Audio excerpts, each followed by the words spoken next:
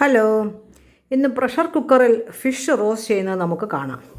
മീൻ ആദ്യം ക്ലീനാക്കി വരഞ്ഞിട്ട് മീൻ വറുക്കാനുള്ള മസാല, മുളക് പൊടി, മഞ്ഞൾപ്പൊടി, ഇച്ചിരി കുരുമുളക് പൊടി, ഉപ്പൊക്കെ ചേർത്ത് അല്പനേരം പുരട്ടി വെച്ചിരുന്നാൽ നല്ലതാണ്. വെച്ചതിന് ശേഷം പ്രഷർ കുക്കറിൽ ഒരു സവാള, ഇഞ്ചി, പച്ചമുളക്, വെളുത്തുള്ളി ഇതൊക്കെയും നല്ലതുപോലെ ഒരു ടേബിൾ സ്പൂൺ എണ്ണ മതി, കൂടുതൽ എണ്ണ വേണ്ട.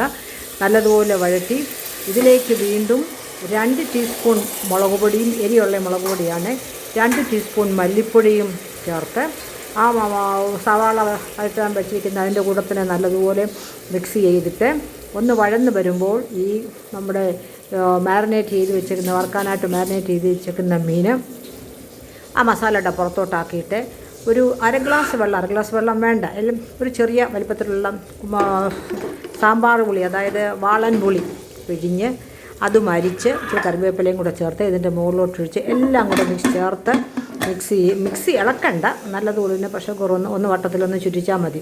ഇതിന് ശേഷം ഹൈ ഫയറിൽ 1 വിസിലും ചെറിയ ഫയറിൽ, ലോ ഫയറിൽ 2 വിസിലുമാക്കി കഴിഞ്ഞാൽ ഉപ്പും പാകത്തിനാക്കണം. അതൊക്കെ എല്ലാവർക്കും അറിയാവുന്നതാണ്.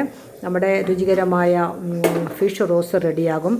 ഇതിൻ്റെ ഗ്രേവി, അതായത് മസാല നല്ല ടേസ്റ്റാണ്, നല്ല ടേസ്റ്റാണ്. പ്രഷർ കുക്കറിലായതുകൊണ്ട് ഉള്ളിയൊക്കെ നല്ലതുപോലെ കുഴഞ്ഞ് നല്ല ടേസ്റ്റാണ്.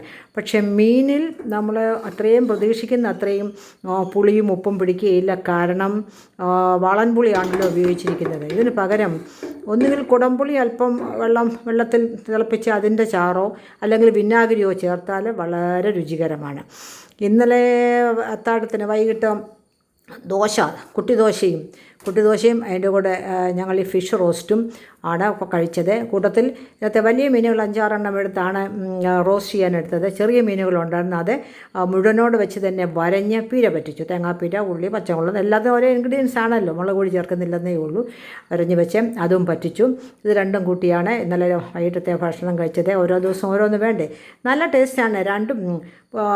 പീര പറ്റിക്കാനായിട്ട് കുടംപുളിയാണ് ചേർത്തത്. ഞാൻ കുടംപുളിയെ സാധാരണ ചേർക്കത്തുള്ളൂ, അതാണ് ടേസ്റ്റ്. Thank you.